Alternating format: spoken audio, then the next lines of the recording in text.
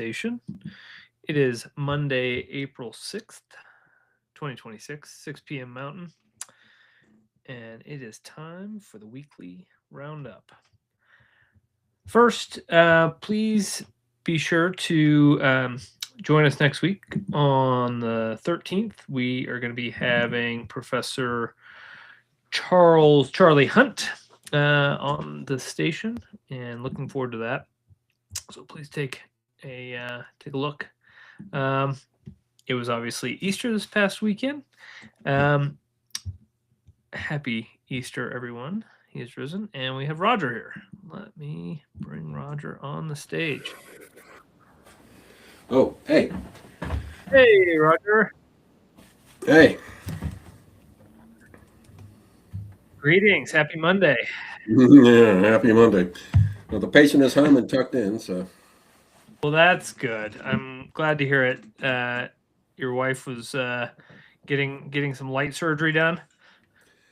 Just an extraction, and they're putting a temporary partial bridge in, and when we get back from Portugal, they'll have a permanent for her. Okay. Not sure why she didn't go with implants. I've got two, and I need a third. Okay. Huh. Well, we Old will. folks' problems. That's the old folks' I problems. know. We just keep falling apart, right? Every single day. It's it just keeps happening. Yeah, some of us more quickly than others. I we were just on the phone with my mom's doctors today, talking about next steps for her, and it's it's amazing how far we've come. I guess I'll say that we certainly have gotten good at patching people up. I'm not sure if we've gotten very good at addressing root causes just yet, but we've gotten good at patching people up. Well, when my mother died a couple of years ago, I was one of the people who was asked to speak, and I wrote a little thing, and one of the things I wrote had to do with life expectancy, right? So my mother died at, I think she was 94. When she was born in 1931, the life expectancy for a female was, I think, 57 years. Yeah. And the year she died, the life expectancy for a female at birth was 78 years. So she could reasonably have expected a lifespan somewhere in that range, 57 to 78 years. But she lived to 94 years.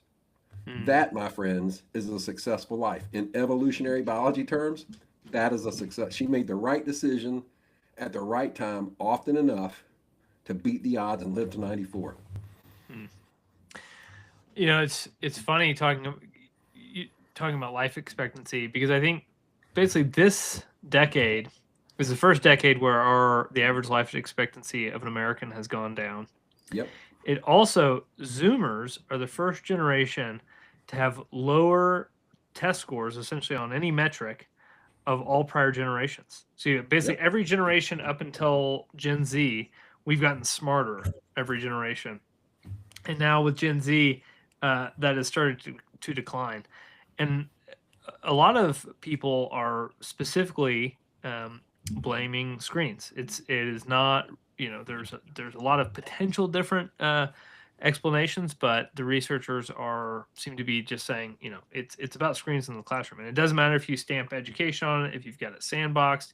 It's not about the phones in the classroom. It's just technology generally is making it so easy to learn that people aren't really going through the difficulty of learning, which I find kind of fascinating. I don't know. I hadn't thought of that before. So if you're watching this on the screen, you should probably just stop and go read a book. Yeah, I'm sure screens have a lot to do with it, but it's not just the screens, it's also the content, right? The users demand the content, so it's hard to blame the content creators, but my God, there's a lot of stupidity out there among influencers on social media, and our younger generations just not even the younger, a lot of Americans just lap it up regardless of how ridiculous, and maybe because it's so ridiculous. Yeah. But yeah, there's a serious lack of critical reasoning skills. There's a serious lack, people always talk about, I do my own research. Well, then I want to talk to them about, well, what's your method for dealing with, the outliers and the data set and this and that and the other? They hadn't done any damn research. They've read somebody else's research. No shade. That's how I form my opinions too. But I don't claim to do research, and I'm actually qualified to do it. I have a graduate degree. Yeah. I read other people's research and form my opinions that way, like everybody else. So here's what so what I'm reading is so this is the reversal of the Flynn effect, which is the Flynn effect is the long-term rise in average IQ scores about 3 points per decade, seen as a result of better nutrition, education, and health. And so the Gen Z is the first generation to grow up with smartphones, constant notifications, short form content, widespread classroom technology. More than half of waking hours for many teens involve screens. It promotes rapid scanning, fragmented attention, and cognitive outsourcing, basically relying on technology for answers.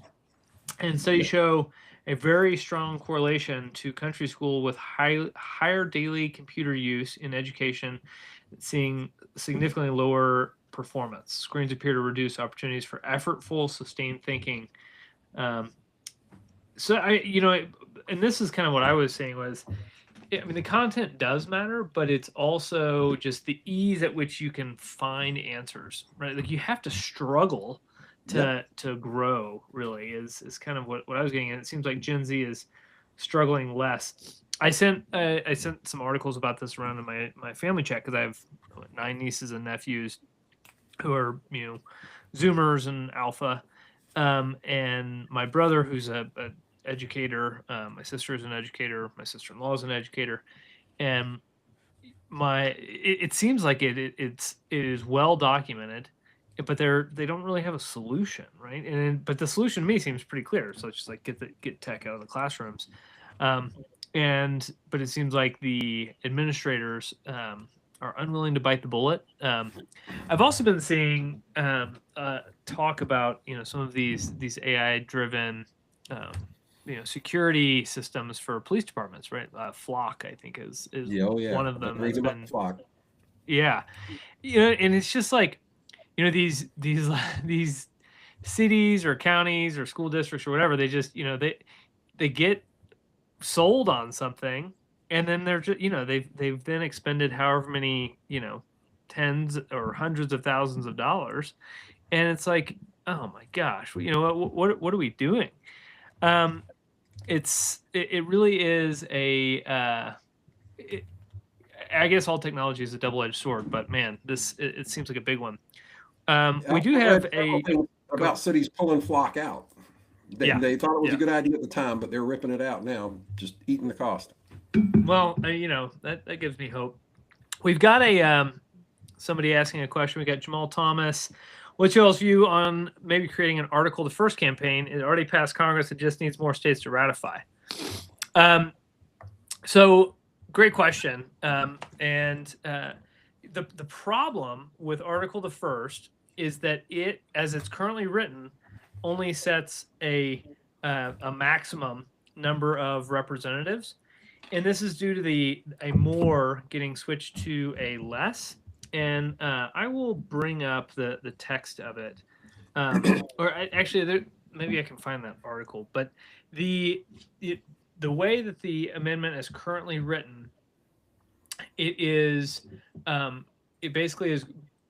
It sets a maximum number of representatives per constituent instead of a minimum, which is the way the amendment was originally proposed. So it came out of the House and the Senate with a minimum, but then it went into a conference, and out of that conference came a one switch from a less to a more, and as a result, it gave a max, and not a minimum. And there was really something really good. I think it was on the Astral Slate Codex. They wrote something about this that did a pretty good Astral. I think it's Star Codex is the old blog. Let's see, Article First.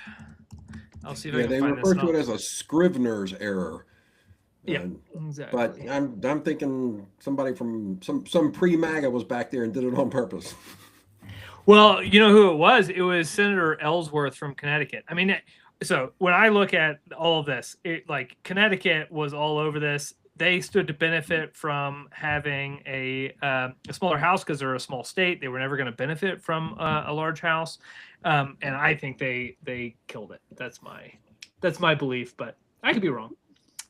So it's Astral Codex 10. Okay, here we go. So let me see if I can find this, and I'll post it into the thread. What else has been going on in your world, Roger? You went to another protest. Tell us about that. Well, yeah, I'll talk about it in a minute, but I want to stay on this for a minute. So the Article First campaign. My response to that is Article the First is one alternative that I am open to. Yeah. But there's lots of other algorithms or functions that tie the size of the house to the population. I've always been a fan of the cube root rule, as longtime viewers will know, but I'm coming around to the idea that we need a lot more, particularly in this age of AI and deep fakes. And so Article the First sounds pretty good to me, but it would have to be rewritten. It's problematic as it is. That's the reason it wasn't ratified 200 years ago. And in the current environment, I don't think we could get it ratified unless it's pristine. So, yes. So the indivisible. Okay. Go ahead.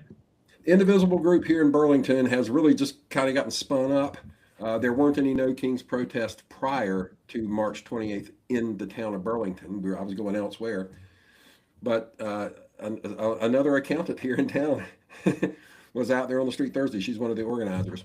So yes, we were there for an hour every Thursday from 4 to 5 on the sidewalk outside City Park, hooting and hollering, holding signs.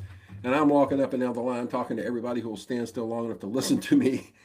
And my sign that says no cap, or says y435.org and all that jazz. Furthermore, this Indivisible group is having their first post No Kings meeting here in town for this county, Alamance County, on Thursday night. So I'm going to be at that as well, talking to more people. And what they say is, we've been wholly focused on No Kings. Now we're past that. We need to figure out what to do. Hey, I got an idea. I know what you can do.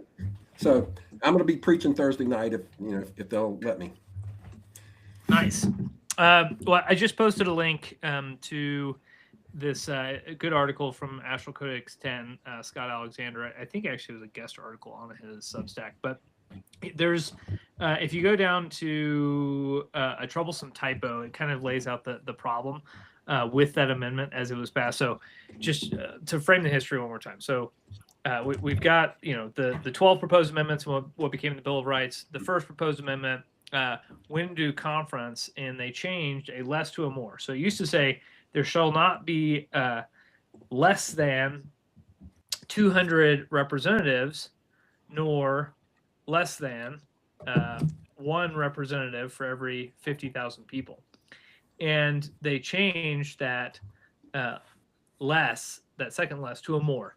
And so it created a max instead of a min. And it also created this weird situation where there was a period of population between 8 and 10 million people when there would be no representatives. And so that was arguably the reason it didn't pass. Yes. And so that, what this article says is, well, maybe the Supreme Court, maybe the original Supreme Court would look at this and say, the intent here was, to have a minimum, not a maximum, and this was just a scrivener's error. I think that passing the amendment is not a bad idea, because I think it would bring focus to uncapping the House. It would return a focus to the issue of the size of the House, to the ratio of citizens or constituents to representative. But I don't think it gets us to a minimum, which is what we really need. We really need a ratio that provides a minimum amount of representation. It's like a student to teacher ratio, right? It's not, I guess it is. It would not be very helpful if we said, well, we can't have more than one teacher per 20 students.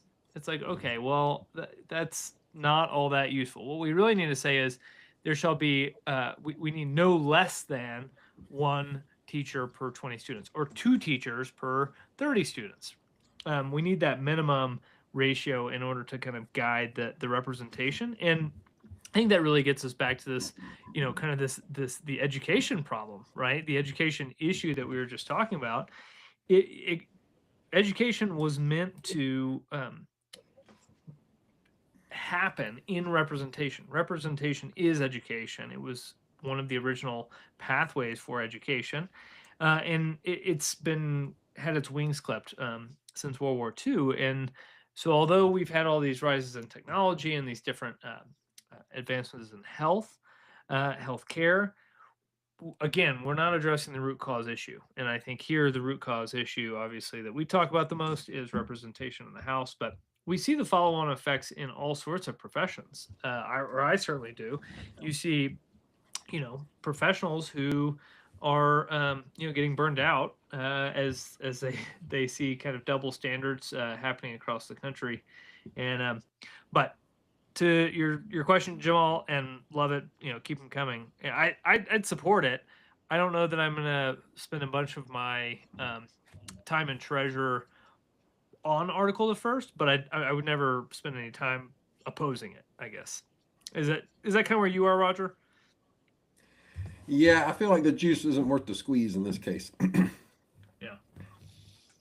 When we have substantially, I don't want to say better options, but we have other options that are not worse, right? Yeah. Like set a number of whatever, Wyoming times 2, or make it 1,000 to start with, or whatever we come up with. As long as it's a function tied to the population, I'm good, and it's more than 435. Well, and there's also this. I think one of the benefits that's talked about is you don't need Congress to get the amendment adopted by the states, right? You just need 38 more states, or 38 states, in order to get us to the threshold, and that's. I think there's some merit in that argument. I would counter that and say, really, you just need the Senate and the president in order to probably get something passed by the House, or you can just get the people pissed enough that they tell each of their representatives, if you don't do this, you're going to get voted out in the next election. If this became the zeitgeist, we would need the current powers that be to change sides to I think get it in the zeitgeist, or we need some extremely famous people to really start cramming this down everyone's throats. And those people haven't not magically appeared, but they still could. And especially as we creep closer to these 2026 midterm elections, while we have a not war being waged in the Middle East, and we are all getting ready to pay our taxes. Which, speaking of, on the last stream, I was talking about the 16th Amendment and how it seems like the IRS really should be situated in Congress, and I was evaluating a lawsuit. I did some more investigating there, and essentially the Supreme Court has already ruled on this issue, and the Supreme Court is not going to disturb a clear delegation of power from Congress to the executive branch. Obviously, Congress could claw that power back, and they should, and I think an uncapped House could, but I would not suggest or advise anyone, not pay their taxes or anything along those lines in order to create a case where they could challenge the IRS under the 16th Amendment. We're probably going to lose, or you would probably lose. So, it's an interesting thought experiment, but in reality, what we need, I think, if we want to reform the IRS, is an uncapped House. I'm getting a little bit of an echo.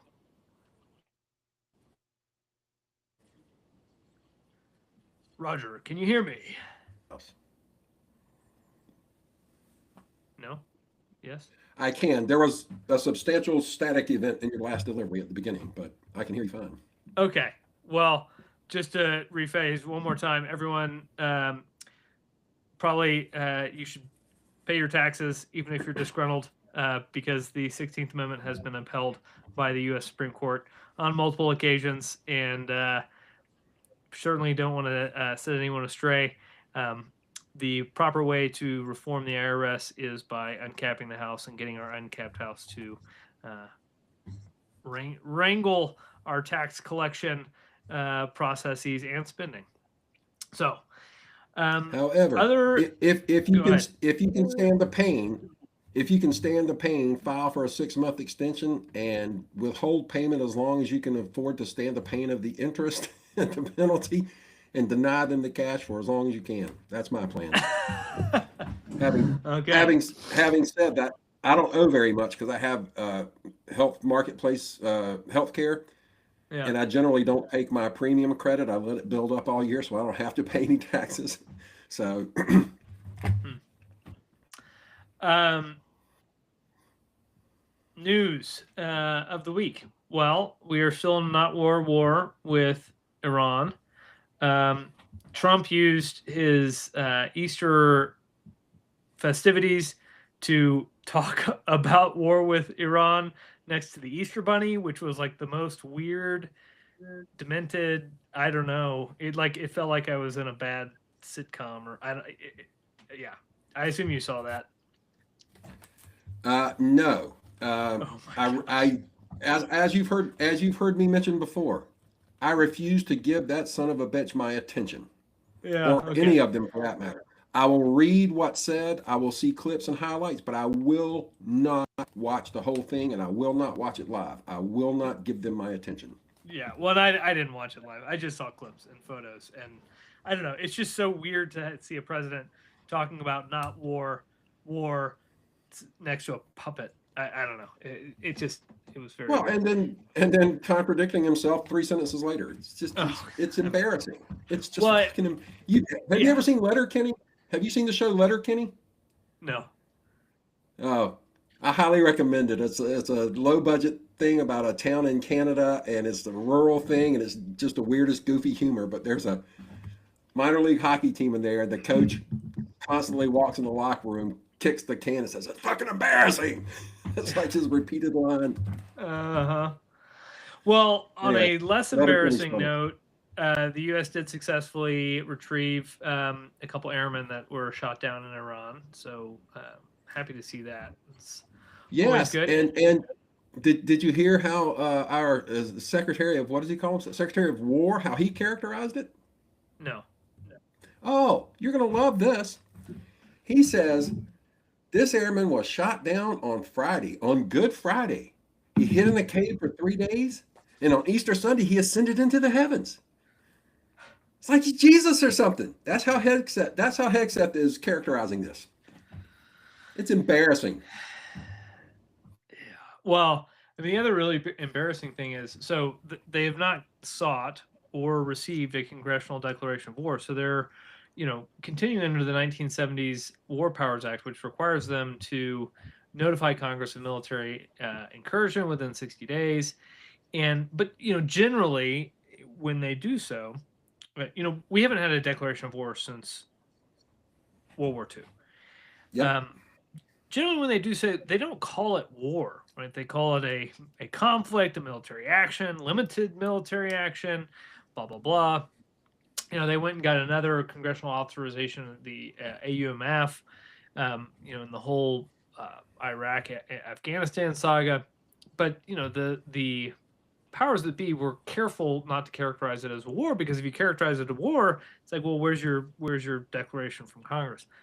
Within minutes of each other, Trump and Hegseth are calling this a war and then calling it not a war, right? And it's just like they can't keep their facts straight, and it's embarrassing and infuriating. That is where I am. I want to see a Iran open up and not be a theocratic danger. I just skeptical that we're getting closer, but we'll see. Well, I guess we'll see. And I don't have all the facts. Other less bad news: the Artemis 2 mission appears to be going well.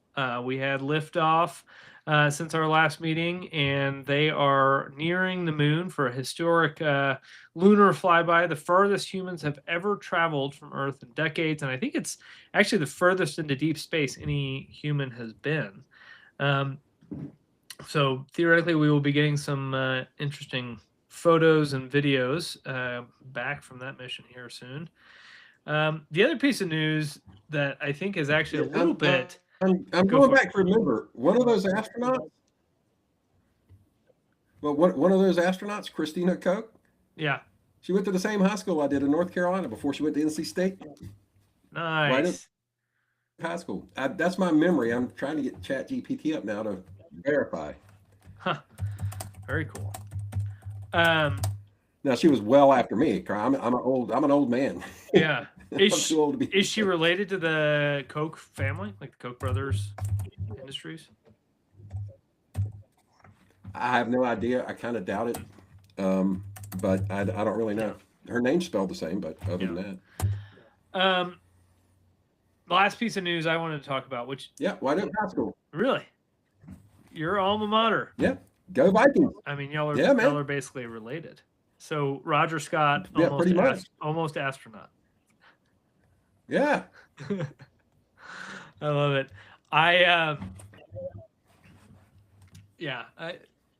Astronauts, I think, will forever be the coolest profession. At least until it's like commercialized, I guess. But nah, I disagree. Miles Davis is the coolest profession. Period. Oh yeah. Are you gonna play some music for us? Nah, man, I'm too stressed out. My wife has had dental surgery every day. Good excuse. All right. So last piece of news, and then we'll wrap the show a little early. The Supreme Court apparently has cleared the way for Steve Bannon's contempt of Congress charges to be dismissed. And this was issued without any sort of dissents. However, and I think the opinion is like kind of, it doesn't give any reasoning. It's cert, right? It's a cert. Well, let's see. Now you're. That's what I read earlier. Yeah, so they're sending it back to the appellate court. Well, if they granted, I think they granted cert, and let's see, Bannon, SCOTUS decision. Let's see.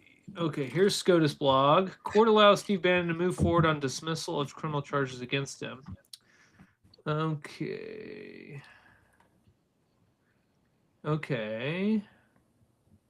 Yeah, okay. They sent it back to the lower court, where the Department of Justice has filed a motion to dismiss his indictment.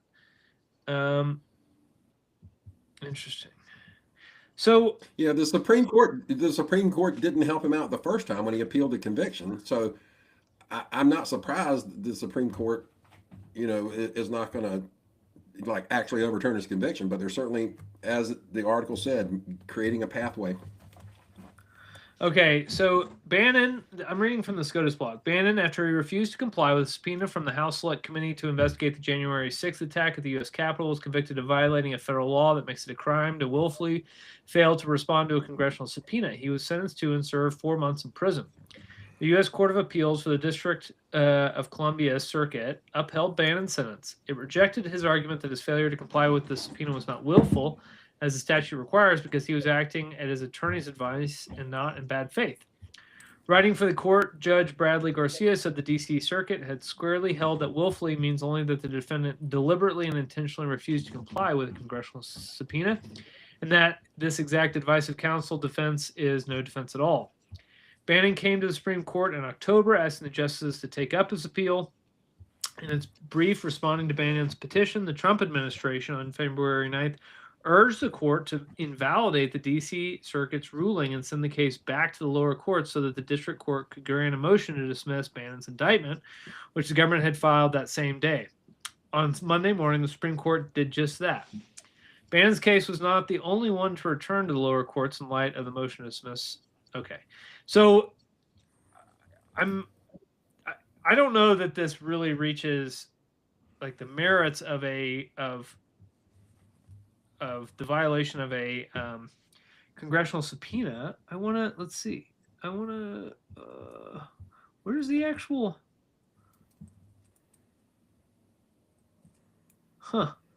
They were. Why don't they have a link to the actual ruling? I just want to see what did the Supreme Court say? It's always easier when you can actually see the opinion.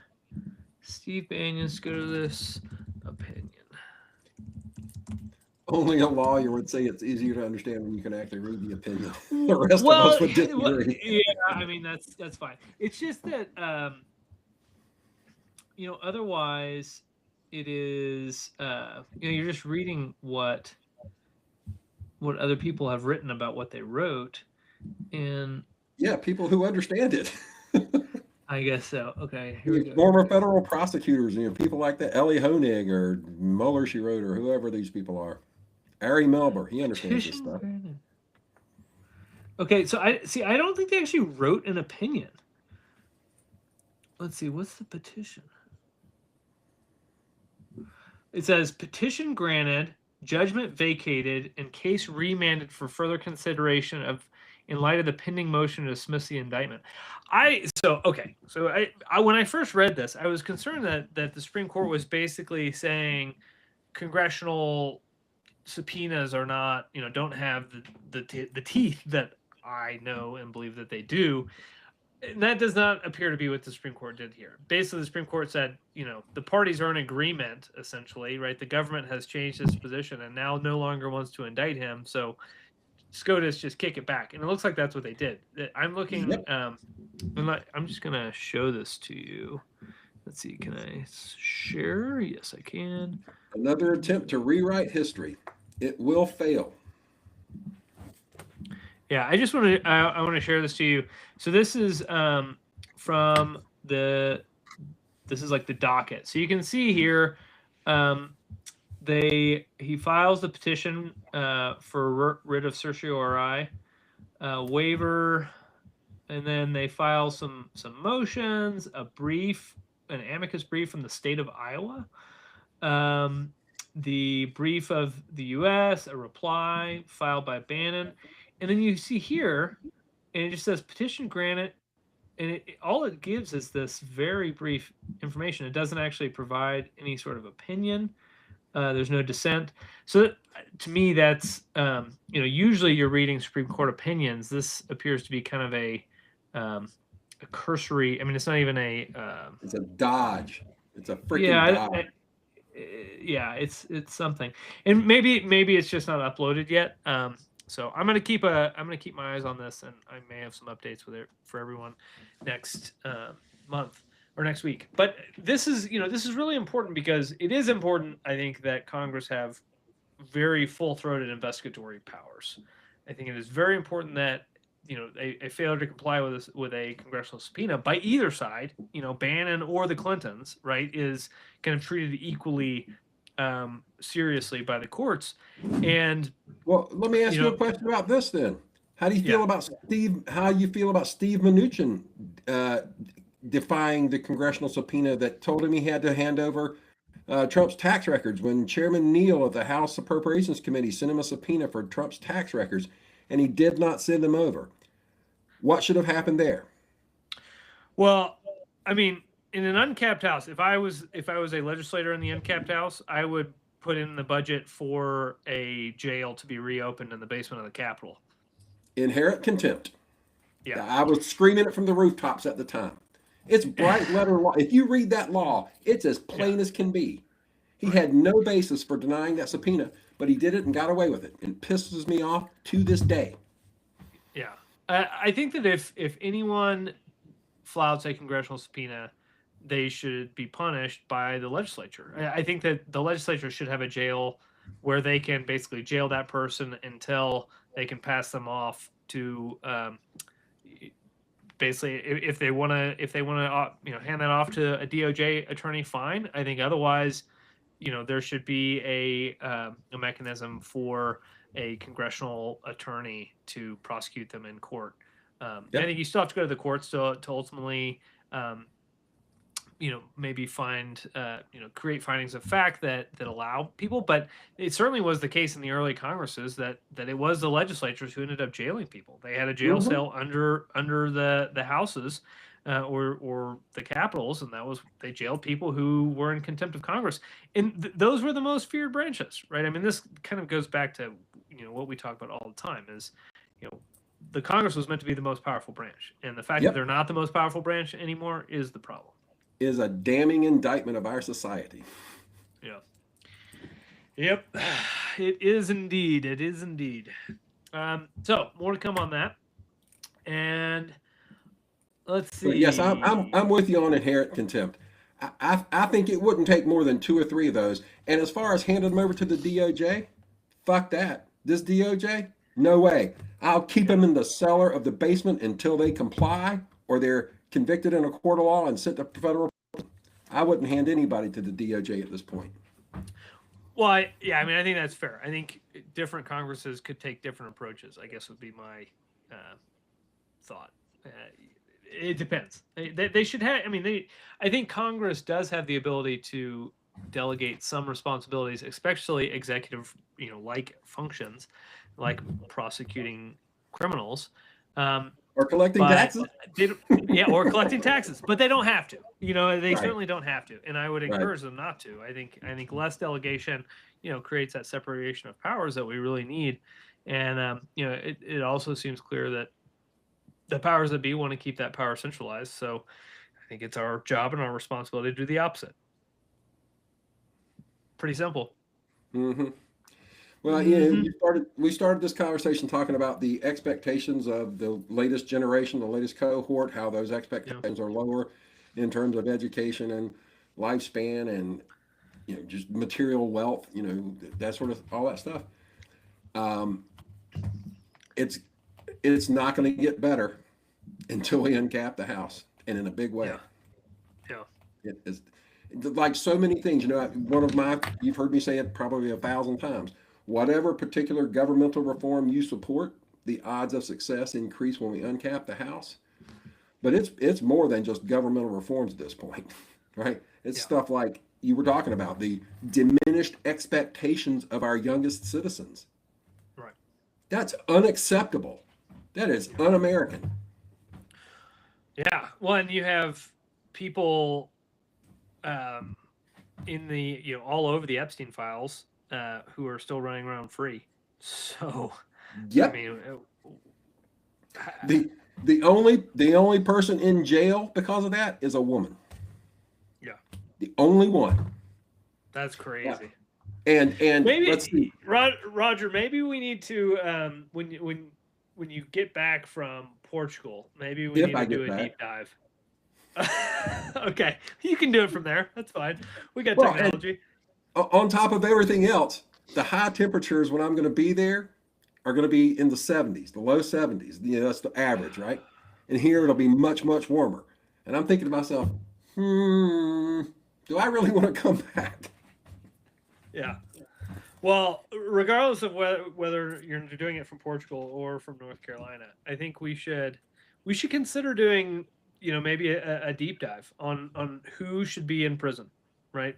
Let's go through the files, and because I think that might be something that listeners would be interested in knowing. It's certainly something that I feel like I don't have a handle on from a reputable source who should be in prison as a result of the Epstein files. Oh, we're limiting the scope to just the Epstein files. I was going after the whole administration. Okay. Yeah, well, I mean, I think that it's that'll just be round 2. Yeah, I mean, I think that it creates a nice scope because it is somewhat bipartisan, right? And I think that there are people implicated on both sides of the aisle, and certainly there are files that are being hidden. There's redactions, but there's also a lot to go through, right? I mean, there's millions of files, so it might be something that some value we could provide. Here's an idea. Let's just ask ChatGPT. Who should go to prison? No, I don't trust. I mean, we could. Okay, all right. I was gonna say we could ask each of the AI models to tell us, and see where they agree. But I'm not all that convinced that all of the AI models are not.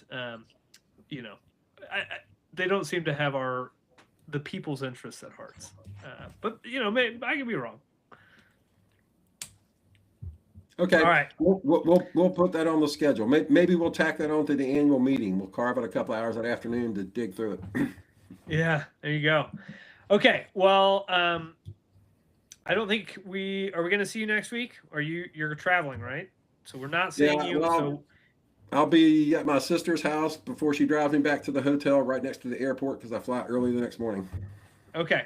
Well, very good. So, folks, you will not be seeing Roger next week, but you will be seeing Professor Charlie Hunt will be on the show. So be sure to join us for that. And should be a good one. We'll be talking about his pieces about representation. And yeah, we look forward to it. And wish Roger well on his great vacation.